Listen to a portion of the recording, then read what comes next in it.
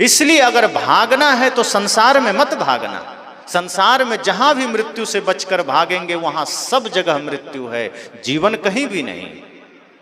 अगर भागना है तो गुरु की शरण में जाना, धर्म की शरण में जाना। एक धर्म ही है जो अभय प्रदान करता है, जो अमृत प्रदान करता है। बाकी संसार में आप कहीं चले जाओ, किसी भी जगह चले जाओ, धन के पास चले जाओ, परिवार के पास चले जाओ, वैज्ञानिकों के पास चले जाओ, सब जगह मृत्यु ही मृत्यु है। वहां आपको मृत्यु मिलेगी, जीवन नहीं मिलेगा। एक संत ध्यान सिखा रहे थे, 3-4 मंजिल ऊपर 10-20 लोग ध्यान सीख रहे थे। तो संत आंख बंद करके ध्यान बता रहे थे। उसी समय अचानक भूकंप आ गया, धरती कांपने लगी। अब 4 मंजिला ऊपर में कोई बैठा हो तो सोचिए उसका तो प्राण सूख जाएगा। अब जो लोग ध्यान कर रहे थे वो देख आंख खोले, कहा गुरुजी जल्दी ध्यान बंद करो, भागो। जीवन रहा तो हजारों बार ध्यान कर लेंगे, अगर मर ही गए तो कौन ध्यान करे। इसलिए बंद करो ध्यान और निकलो जल्दी। देखा गुरुजी आंख खोल ही नहीं रहे हैं, वो अभी भी ध्यान कर रहे हैं। लोगों ने आपस में बात किया, कहा कि ऐसा है, ये तो बाबा जी हैं, महाराज जी, इनका ना कोई परिवार है, मर भी गए तो कोई रोएगा। हम लोग का बेटा है, पत्नी है, परिवार है, मर गए तो सब रोएगा, चलो निकलो। इनका आगे पीछे कुछ नहीं है, इसलिए ये बैठे हैं। सब भाग गया, गुरुजी अकेले ध्यान करते रहे। सब नीचे चला गया। नीचे जाकर के थोड़ी देर रुका तो धरती कंपन बंद हुई। फिर सब लोग देखा कि देखते हैं गुरुजी वहीं हैं कि गिर गए, क्योंकि मकान हिल रहा था। फिर सब गए तो देखते हैं गुरुजी ध्यान में बैठे हैं। लोगों ने कहा गुरुजी आप नहीं भागे। गुरुदेव ने आंख खोला, कहा कि अरे हम भी भागे। लोगों ने कहा क्या मजाक करते हैं, हम तो बहुत लास्ट में गए यहाँ से, लगा अब मर ही जाएंगे तब भागे, और आप तो आंख बंद किए बैठे रहे। हमें लगा आपको नींद आ गई, आप तो उठ ही नहीं रहे थे, भागे ही नहीं, आपको डर नहीं लगा। हम लोग तो भागे प्राण बचाकर। गुरुजी ने कहा अरे हम भी भागे, तुम भी भागे, फर्क इतना था कि हम भीतर भागे, तुम बाहर भागे। का ये क्या नया पहेली है गुरुजी का। बाहर तुम जहां गए वहां मृत्यु थी, हम भीतर जहां गए वहां जीवन था, वहां अमृत था, वहां मृत्यु नहीं थी। इसलिए हम भी भागे, लेकिन हम वहां भागे जहां सच में अमृत है, और तुम वहां भागे जहां सच में मृत्यु ही मृत्यु है। तो फर्क क्या रहा। जो गुरु की शरण में आ जाता है फिर मृत्यु उसका पीछा करना छोड़ देती है, फिर वो मृत्यु को वर्ण करता है। कबीर साहब कहते हैं ना कि जेहि मरने को जग डरे मेरो मन आनंद। वे कहते हैं जिस मृत्यु से आदमी डरता है, संसार के लोग घबराता है, साहब कहते हैं जेहि मरने को जग डरे मेरो मन आनंद। मैं तो आनंदित होता हूँ कि मेरे पास भी आओ, और मृत्यु आती नहीं जल्दी। सदगुरु कहते हैं जेहि मरने को जग डरे मेरो मन आनंद। कब मरी हो कब पाई हो पूर्ण परमानंद। कि जिस मृत्यु से जगत के लोग डरते हैं मैं आनंदित होता हूं। क्यों? क्योंकि जिस देह को मृत्यु ले जाएगी उसे मैंने पहले ही छोड़ दिया है, अर्थात उसकी आसक्ति का त्याग कर दिया है। अब वो मेरा नहीं है, और जो मेरा नहीं है उसका गुरूर क्या करना, उसका घमंड क्या करना, उसमें आसक्ति क्या करना। दुख तभी होता है जब जो मेरा नहीं है उसको अपना मान लेना। ये शरीर अपना नहीं है, ये साधन है मुक्ति के धाम जाने का। साधन धाम मोक्ष कर द्वारा, ये शरीर साधन है। तो अगर पाप कर्म से बचना है तो मृत्यु की याद रखना कि कभी भी मृत्यु आ सकती है। क्या पता जो श्वास बाहर गई वो भीतर आए ना आए, जो भीतर आई वो बाहर जाए ना जाए। इतना नश्वर जीवन है, इतना क्षणभंगुर जीवन है, फिर गुरूर किस बात का, किस चीज का घमंड करना। रावण ने घमंड किया, कौरव ने घमंड किया, कंस ने घमंड किया, सब मिट्टी में मिल गया। सदगुरु तो कहते हैं पायन पुहमी नापते दरिया करते फाल, हाथन पर्वत तौलते तहिधर खायो काल। कहा कि ऐसे भी लोग थे जो धरती को पैर से ही नाप देते थे, समुद्र को लांघ जाते थे, हाथ पर पर्वत तौल लेते थे, लेकिन मेरे भाई ध्यान रखना, जगत चला जाए यहाँ कोई ना रहैया। चले गए राम लखन चारों भैया, राम चले गए, लक्ष्मण चले गए, सीता जी चली गई, हनुमान जी चले गए, सब चले गए। शरीर जो भी धरा है उसको जाना पड़ेगा। यह नश्वर शरीर किसी का नहीं है। इस सत्संग से हम सबको यह जानना है कि जो हमने 3 दिन में सुना है उसका सार यह है कि यह शरीर आपका साधन है, ये कभी भी धोखा दे सकता है। लोग कहते हैं कि मेरा भाई धोखा दिया, मित्र धोखा दिया, पत्नी ने धोखा दिया, पर ध्यान रखना ये कोई धोखा वोखा नहीं है। सबसे बड़ा धोखा आपको शरीर देगा, जब बिना सूचना के कभी भी साथ छोड़ देगा। इसलिए इस शरीर में रह करके सजग रहना, इसमें दुर्व्यसन मत आने देना। ये शरीर आपका साधन है, इसे मंदिर बना के रखना। इस सत्संग से आपको अगर लाभ मिल रहा है और अगर आप चाहते हैं ये सत्संग आपके जीवन के कल्याण का कारण बने, तो संकल्प लेना कि इस शरीर को हम मंदिर की तरह पवित्र रखेंगे। थोड़े दिन के लिए मिला है, इसको क्यों गंदा करना। ये मुख तो भगवान का नाम लेने के लिए मिला है, सत्य बोलने के लिए मिला है, इसमें क्यों झूठ बोलना, इस मुख से क्यों गंदा बोलना, क्यों क्रोध करना, इस मुख में क्यों गंदा खाना। तो इस शरीर का ध्यान रखना कि ये साधन है और कभी भी मृत्यु आ जाएगी। मृत्यु अतिथि है, बिना बता के आएगी, सूचना भी नहीं देगी। हालांकि सूचना देती है, हम लोग नज़रअंदाज कर देते हैं। बाल सफ़ेद कर देगी मृत्यु, समझ लेना सूचना आ गई।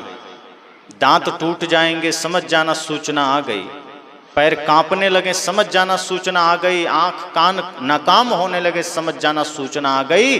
और जब सूचना आ जाए मृत्यु की, तो सजग हो जाइए कि अब मेरा भजन का समय आ गया है, अब मेरा परमार्थ का समय आ गया है, अब हमारा ध्यान का समय आ गया है। अगर अब भी माया में लिप्त रहे तो मृत्यु ऐसे उठा कर ले जाएगी जैसे घर से पुलिस उठा ले जाती। एक है इस्तीफा देना और एक है बर्खास्त होना, दोनों में कौन सम्मानजनक है। इस्तीफा दे दो, सम्मान बना रहेगा, और अगर बर्खास्त हो गए तो सब जगह जग हसाई होगी। अगर मृत्यु आपको आपसे शरीर छीन कर ले जा रही है तो आपका उसमें कोई विजय महानता नहीं है, बल्कि आपकी उसमें जग हसाई है, आपकी मानहानि है। लेकिन अगर आपने जीते जी यह भाव कर लिया कि ये शरीर प्रकृति ने दिया था, इससे हमें जो धर्म का काम करना था, जो भक्ति का काम करना था, हमने कर लिया, अब चाहे तो ले जाए, शरीर हमारा पवित्र है। साहब ने कहा ना कि चदरिया झीनी रे झीनी, उन्होंने कहा कि ज्यों की त्यों धर देनी चदरिया झीनी रे झीनी। कहा प्रकृति ने हमें भी ये शरीर रूपी चादर दिया, लेकिन हमने कोई दाग नहीं लगाया, हम जैसे के तैसे रख दिए, हमने फ्रेश रख दिया, हमने बिल्कुल इसको बेदाग रख दिया। हम सब भी यही सोचें कि सत्संग हमारे जीवन को निर्विकार बनाता है। सत्संग आपको आपकी मान्यताओं पर लेप नहीं लगाता है। जो झूठी मान्यता है, सदगुरु कबीर का सत्संग उसको खंडित करता है, सत्य का बोध कराता है, यथार्थ ज्ञान हमें देता है, और हम इस शरीर में रहते रहते कैसे भक्ति कर सकें, कैसे मृत्यु पर विजय पा सकें, यह ज्ञान हमें सत्संग से मिलता है। तो कुछ समय का जीवन हम सबको है, ना जाने कब कहाँ से किस घड़ी किस से बिछुड़ना हो जाए। कब पिता पुत्र बिछुड़ जाए कौन जानता है, मित्र बिछुड़ जाए, परिवार बिछुड़ जाए, कोई नहीं जानता। तो जहाँ मुसाफिर खाना की भांति हम जी रहे हैं, वहाँ किसको अपना कहना, किसको किसमें अपना घमंड करना। न तन आपका, न धन आपका, न ये संसार आपका। ये पद भी नश्वर है, तन भी नश्वर है, धन भी नश्वर है। जो मिला है इसका सदुपयोग कर लीजिए। अगर दुरुपयोग करेंगे तो भयंकर पाप का कारण बनेगा, फिर नरक मिलेगा। इसलिए अगर पाप कर्म से बचना है, सदैव सजग रहिए कि इस धरती पर हम सब मुसाफिर हैं, कभी भी घंटी बज सकती है। पता नहीं कब किसके जाने की घंटी बज जाए, पता नहीं किसके जीवन रूपी दीपक में कब तेल खत्म हो जाए, और किस चौराहे, किस मुकाम, किस कदम पर जीवन विराम हो जाए। इससे पहले कि मृत्यु आवे, हम सबको सजग होकर के गुरु संतों की वाणी को सुनना है, समझना है और जागृत होकर जीना है, होश में जीना है। मृत्यु की याद हमेशा जरूरी है, मृत्यु को भुला कर नहीं जीना है, मृत्यु को बुला कर जीना है, उसके साथ साथ जीना है, उसके साथ साथ चलना है। और इसमें डरने की कोई बात नहीं। आप याद करेंगे तो आ थोड़े जाएगी, और आएगी भी तो आपका कुछ नहीं बिगाड़ पाएगी, शरीर उसी का है, उसी को ले जाएगी। तो जब आना है आएगी ही, अगर हम भूले रहेंगे तब भी आएगी। इसलिए सत्संग से इतना बोध जरूर हो जाए कि आपका शरीर निर्विकार बने, क्योंकि शरीर भी मंदिर है। शरीर निर्विकार बनेगा तो इसी निर्विकार शरीर में समझना कि भगवान का वास होगा, और तभी इस जीवन की सार्थकता होगी।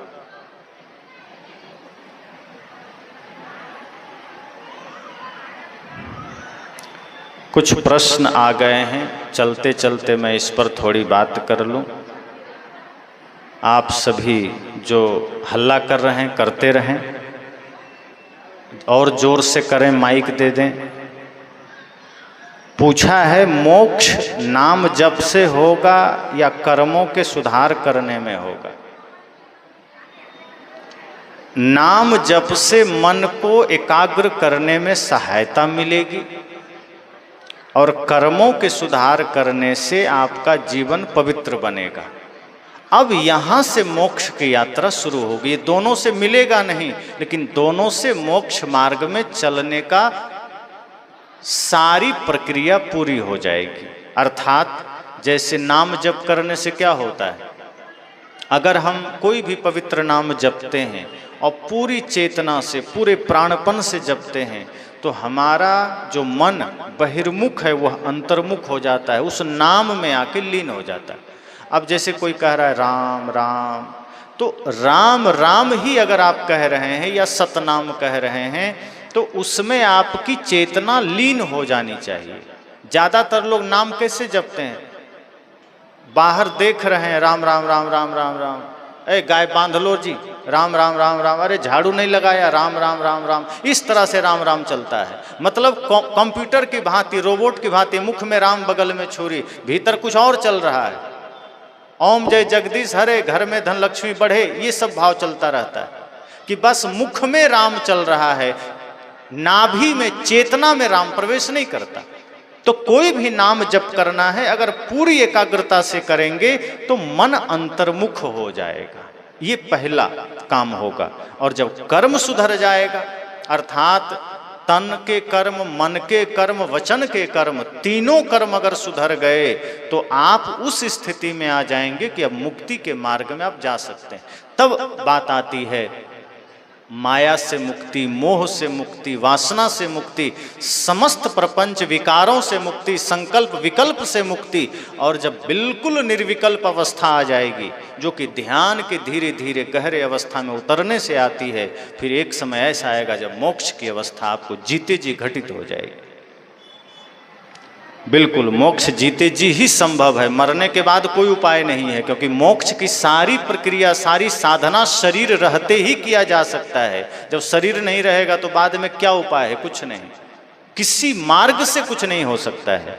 जीते जी जियत न तरे, मुए का तरी हो, जीते ही जो न तरे। सदगुरु कहते हैं जिंदा रहते अगर मुक्ति नहीं मिली तो मरने के बाद कोई देने वाला नहीं है। ये मत सोचना कि बाद में बच्चे लोग पिंडदान करके दे देंगे, नहीं, उससे कुछ नहीं होगा, क्योंकि शरीर जल के राख हो गया, आत्मा दूसरे शरीर में चली गई। अब पिंडदान करते रह जाओ, कुछ नहीं होगा। अगर गीता पढ़ते हैं तो उसमें कृष्ण ने कहा है कि पितर को पूजने वाला पितर को प्राप्त होता है, भूत को पूजने वाला भूत को प्राप्त होता है। इसलिए अर्जुन, इससे कुछ नहीं होता। होता है कर्म के सुधार करने से, मनोविकारों से मुक्त होने पर। जो जीवन रहते मनोविकार से मुक्त हो गया वही मुक्ति पाता है।